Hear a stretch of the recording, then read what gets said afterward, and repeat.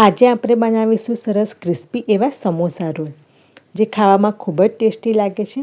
તો ચાલો બનાવવાની શરૂઆત કરીએ. તો સૌથી પહેલાં આપણે લોટ બાંધી દઈશું. અહીંયા મેં 2 કપ મેંદો લીધો છે. એમાં સ્વાદ અનુસાર મીઠું ઉમેરીશું. 1 ચમચી અજમો લઈ લેવાનો, એને આ રીતે મસળીને આપણે ઉમેરી દઈશું. અને 3 થી 4 ચમચી તેલ ઉમેરીશું. બધું જ મિક્સ કરીને લોટ બાંધી દેવાનો.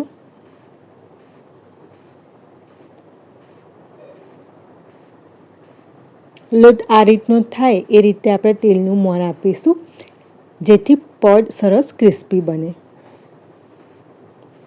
તો લોટ આપણે રોટલીનો કરતા હોય એ રીતે ઢીલો બાંધી દઈશું અને એને અડધો કલાક રેસ્ટ આપી દઈશું. તો સમોસા રોલ બનાવવા માટે આપણે સ્ટફિંગ બનાવી લઈએ. તો અહીંયા મેં 2 ચમચી તેલ લીધું છે. એમાં અડધી ચમચી રાઈ અને અડધી ચમચી જીરું ઉમેરીશું. આ મેં આદું અને મરચાં ઝીણા સમારી લીધા છે, એ પણ ઉમેરી દઈએ. એ શેકાઈ જાય એટલે એમાં અડધી નાની ચમચી ધાણા જીરું પાવડર, અડધી નાની ચમચી હળદર અને અડધી ચમચી લાલ મરચું પાવડર ઉમેરીશું. બસ આ મસાલો શેકાઈ જાય એટલે મેં અહીંયા બોઇલ કરેલા વટાણા લઈ લીધા છે અડધો કપ, તે ઉમેરીશું. અને આ 5 મીડિયમ સાઇઝના બટાકા બોઇલ કરીને મેશ કરી લીધા છે, એ પણ ઉમેરી દઈએ. આ બધું જ મિક્સ કરી દઈશું. અને એમાં સ્વાદ અનુસાર મીઠું ઉમેરી દઈશું.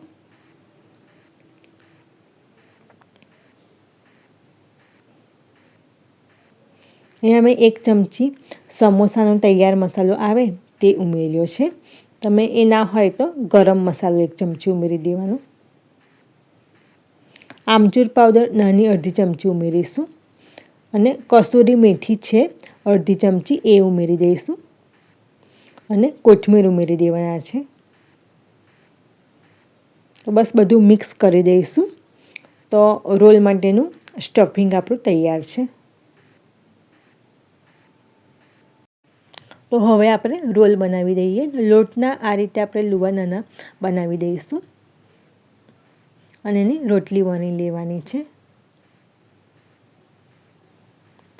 રોટલી વણાઈ જાય એટલે આ રીતે આપણે સ્ટફિંગના રોલ બનાવી લેવાના છે. તે રોટલીમાં આ રીતે મૂકી દઈશું અને ચારે બાજુ પાણી લગાવી દઈશું, જેથી ખુલે નહીં. અને પછીની બંને બાજુ આ રીતે બંધ કરી દઈશું.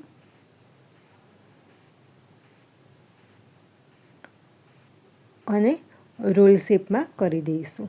તો બસ તૈયાર છે રોલ. બધા જ રોલ આ રીતે કરી દઈશું આપણે. તેલ ગરમ થઈ ગયું છે એટલે રોલ આપણે તળી લઈએ. ગેસની ફ્લેમ મીડિયમ જ રાખીશું, જેથી પડ સરસ ક્રિસ્પી થાય.